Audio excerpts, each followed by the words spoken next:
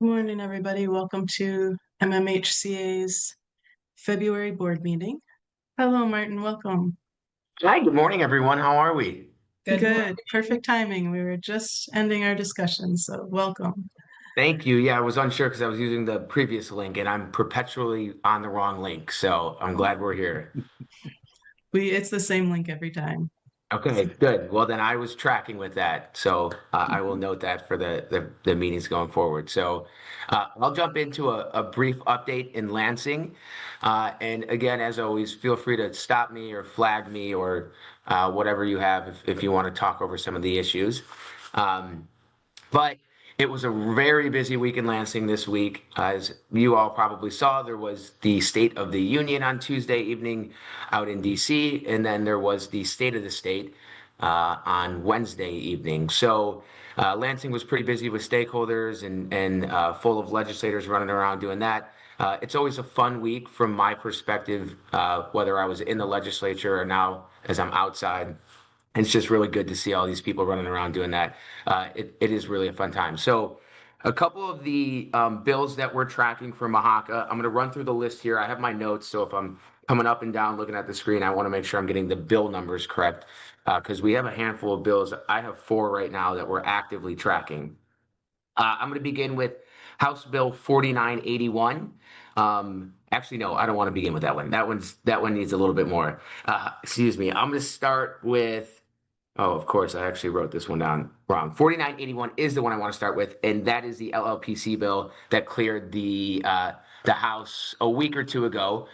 So as I think you all saw, that's the Rep. Fairbairn bill that cleared 109 to 0 with one absent member. I mean, you can't ask for a better vote out of the House.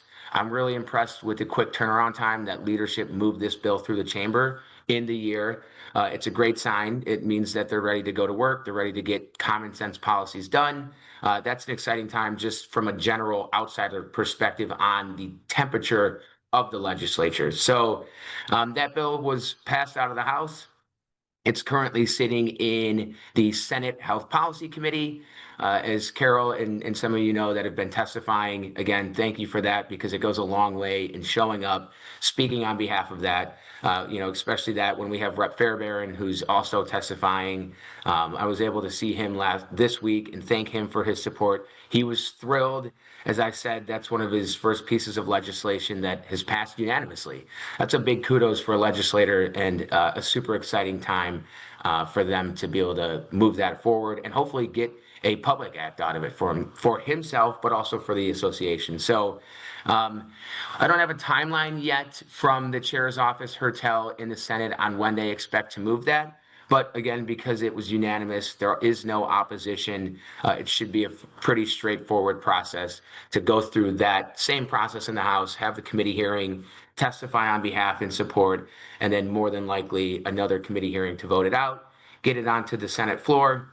We'll work with the majority leader's office to see what a timeline looks like for that, and then ultimately get it to Governor Whitmer's desk for signature, and hope to be able to get a PA out of that one signed into law before the session wraps up. So that is 4981. 4591, House Bill 4591, is our compact bill sponsored by Rep. Bonak. That, as we know, cleared the House Health Policy Committee and then cleared the House floor as well. So that is also sitting in the Senate Health Policy Committee. I had a meeting this week with Matt Black, who is the Chief of Staff to Senator Hertel. I talked actually about the entire list of bills. I brought it a little note sheet for him so that he could track some of the bills that we're watching. The only note that I have on that is they are currently going through the Laura comments on the bill. We know that those were fairly lengthy, and so there's no position from the chair's office at this time, and there was no timeline in terms of bringing up bringing the bill up for a committee hearing. But what was stated to me was if and when their office has questions or they begin to move the legislation, if that's the way that they're going to go, they will reach out and we'll schedule meetings and make sure that we get in with Senator Hertel and talk about the impacts that would have on the association in Michigan and the broader implications from across the country here on what's happening with the compact and all that. So that's in the works to be determined on the timeline for what they're looking at. And then We have House Bill 4904, sponsored by Rep. Nancy DeBoer. That's the professional disclosure bill. I know we briefly touched on it. That is a part of the broader package that the legislation or the legislators have introduced. They've dubbed it cutting red tape. Um, it's a fairly straightforward and simple bill. It just removes that professional disclosure requirement. There's a few things that we'd probably want to take a look at should that move. But to be frank, I haven't heard any momentum or necessarily interest in moving that immediately. I have spoke to Rep. DeBoer and her staff to make sure that they're aware that I'm working with you all at Mahaka and that we're obviously, I mean, that impacts us directly. And so should they begin moving it or should they have questions, we are a resource and we would love to come in and either chat with them virtually or in person.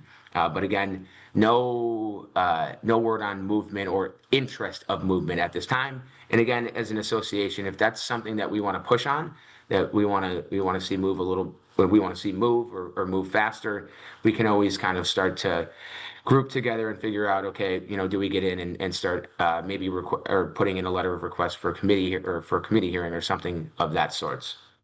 So that is the disclosure bill. And then finally, and I know we're going to have a broader discussion today with some of our coalition stakeholder partners about House Bill 5478, sponsored by Representative Vanderwall, the insurance clawback legislation. That's a big piece of policy. It's what I would refer to as a heavy lift. That piece of policy is going to include a number of stakeholders, a number of different industries in the medical field, as well as the other side of that from the insurance side. I know that the insurance company and the other stakeholder act to reach out to the chair's office to voice some of their opinions on that policy. I think from our perspective, there's a broad and strong coalition to work on or to work in support of that. I think it's a great sign that the chair initially put in the language of 90 days. In my opinion, it shows that they are serious about this and they're ready to work. And I think that works in our favor in terms of the bar is at 90. There's obviously some room to wiggle here in negotiations, and that is something that is absolutely certain. As that legislation moves forward, there's certainly going to have to be compromise between the numerous stakeholders that are involved in it in order to gain support to move. That was referred to the House Insurance Committee, chaired by Representative Harris. And so I've shared with the internal Mahaka group some of the committee members that sit on that. We have a draft letter that your members can share with their respective legislator, depending on what district they live in. If that member happens to sit on the House Insurance Committee as a constituent, just in general, they're able to reach out and voice their support for that.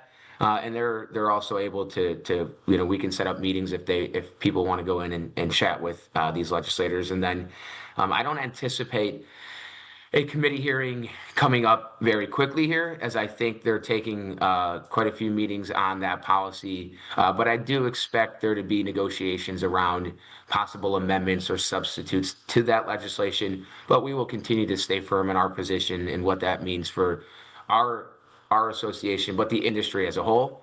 And I think that leads into kind of one of the broader points of the week from the governor's State of the State speech. My read on the speech where there were three main topics that the governor hit on. Number one, she talked a lot about literacy and early childhood education and that component. Number two, she spoke about affordable housing and how we can get a number of new Michiganders into these homes. There was actually an interesting statistic. I don't know if she shared it on her during the actual speech. I don't recall hearing it there, but she said it in the morning on a briefing that I participated in on the speech. There's a stat that shows something like, and I'm paraphrasing, so forgive me, but first-time home buyers in the state of Michigan over the past X amount of years, couple years, are predominant, especially for the age range. I think it was like 25 to 35. It's a predominantly, these home buyers are predominantly female as opposed to male. And she had a few numbers that went along with that, again, paraphrasing, but it was an interesting statistic nonetheless. And then for our perspective, she highlighted healthcare and healthcare affordability. That was the third topic. And I think you're seeing that. You're seeing the legislation that's been introduced, specifically clawbacks, and what that means for the industry, among other things, obviously calling on maintaining Medicaid funding and filling those gaps, both at the state level and then from the federal level. So it was a jam-packed speech. She spoke for 52 minutes or so, obviously her last state of the state. She talked a lot about the things that she's accomplished, but the message was very positive for Michiganders. She ended by saying something along the lines of she knows that Michigan is going to be in good hands because of all of us. She was referring to the legislators, knowing that we can work together to continue to move Michigan forward. And so it's a very positive message from the governor. And I think it set a good tone going into this last 12 months or so as we wrap up the final session and her final year in office. And then as we move into the budget cycle, that will hopefully be done by July 2nd for that statutory deadline. And then we commence election season. So that is the high level details for Lansing right now. I fully expect the legislature to maintain a pretty consistent schedule going into the spring break, which mirrors the high school spring break. If you have high school students, I believe it's the last week in March, first week in April.